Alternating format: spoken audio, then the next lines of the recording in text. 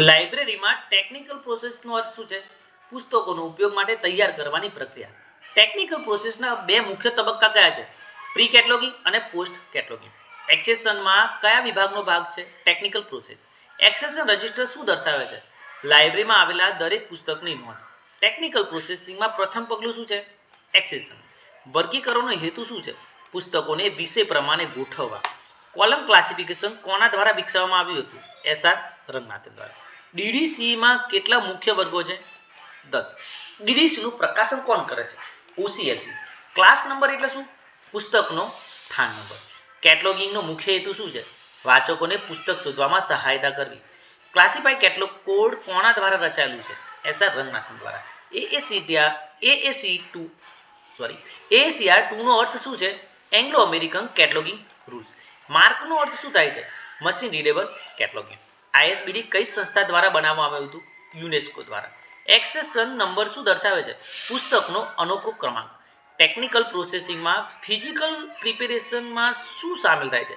Stamping, labelling, casting, book record. Book pocket કયા હેતુ માટે વપરાય છે? બુક કાર્ડ રાખવા માટે. એક્સેશન રજિસ્ટરમાં કઈ વિગતો હોય છે? એક્સેશન નંબર, ઓથર, ટાઇટલ તથા પ્રાઇસ. એક્સેશનની પ્રક્રિયા ક્યારે થાય છે? પુસ્તક લાઇબ્રેરીમાં આવ્યા પછી.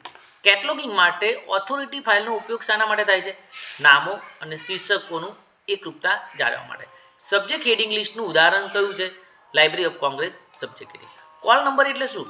Class number plus book number. આઈએસબીએનનો અર્થ શું છે?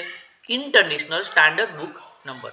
બારકોડ ટેકનોલોજી ટેકનિકલ પ્રોસેસિંગમાં કયા હેતુ માટે વપરાય છે? ઓટોમેટેડ સર્ક્યુલેશન માટે. લાઇબ્રેરી ઓથોરિઝેશનમાં ટેકનિકલ પ્રોસેસિંગ કઈ રીતે થાય છે? ઇન્ટિગ્રેટેડ લાઇબ્રેરી મેનેજમેન્ટ સોફ્ટવેર દ્વારા. ઓપેકનો અર્થ શું છે? Online public access catalogue. ઇમ્પ્લિમેન્ટનું ઇન્ડિકેટ કયા હેતુ માટે વપરાય છે? યુનિયન કેટલોગ માટે. Z39.50 એ શું છે? Information રિટ્રાઇવલ protocol. RFIDનો ઉપયોગ ટેકનિકલ પ્રોસેસિંગમાં શેના માટે થાય છે? સિક્યુરિટી અને સર્ક્યુલેશન માટે. ટેકનિકલ પ્રોસેસિંગમાં સેલ્ફ લિસ્ટનું મુખ્ય કામ શું છે? કલેક્શનનો ચોક્કસ રેકોર્ડ. બાઇન્ડિંગ રજિસ્ટર કયા હેતુ માટે વપરાય છે? બાઇન્ડિંગ માટે મોકલેલા પુસ્તકોનો રેકોર્ડ કરવા માટે. એક્સેશન નંબર ક્યાં લખાય છે?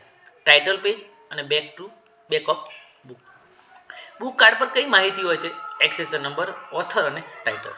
ફિઝિકલ પ્રોસેસમાં લેબલ પેસ્ટિંગ ક્યાં થાય છે? બુક સ્પાઇન ઉપર. ટેકનિકલ પ્રોસેસિંગનો મુખ્ય ઉદ્દેશ્ય શું છે? પુસ્તકને વપરાશ માટે તૈયાર કરવી. ટેકનિકલ સેક્શનમાં ક્યાં કામ કરે છે? Close access area. માર્ક 21 કયા માટે વપરાય છે? મશીન રીડેબલ કેટલોગિંગ માટે. ડબલિંગ કોર કયા પ્રકારનું મેટાડેટા છે? Simple metadata standard. ઓથોરિટી કંટ્રોલનો હેતુ શું છે? કેટલોગિંગમાં એકરૂપતા. કોલ નંબરમાં બુક નંબર શું દર્શાવે છે? લેખક તથા પુસ્તકને અલગ પાડવું. ટેકનિકલ પ્રોસેસમાં કટર નંબરનો ઉપયોગ ક્યાં થાય છે? ઓથર ને નોટેશન આપવા માટે. સેલ્ફ અરેન્જમેન્ટમાં કયા આધાર પર થાય છે? કોલ નંબર પર. કેટલોગિંગ કાર્ડના પ્રકારો કયા છે? ઓથર, ટાઇટલ તથા સબ્જેક્ટ. CIP એટલે કે કેટલોગ ઇન પબ્લિકેશન કોણ આપે છે? National library. ISBNના અંકો કેટલા છે? 10 અથવા 13. બુક નંબરની શરૂઆત કોણે કરી હતી? રંગનાથને. ક્લાસિફિકેશનમાં નોટેશન એટલે શું? સંકેત જે વિષય દર્શાવે છે. કેટલોગિંગનું મુખ્ય સૂત્ર શું છે? A book is known by its entry in a catalog. Technical પ્રોસેસિંગનું અંતિમ લક્ષ્ય શું છે? વપરાશકર્તાને સરળ અને ઝડપી એક્સેસ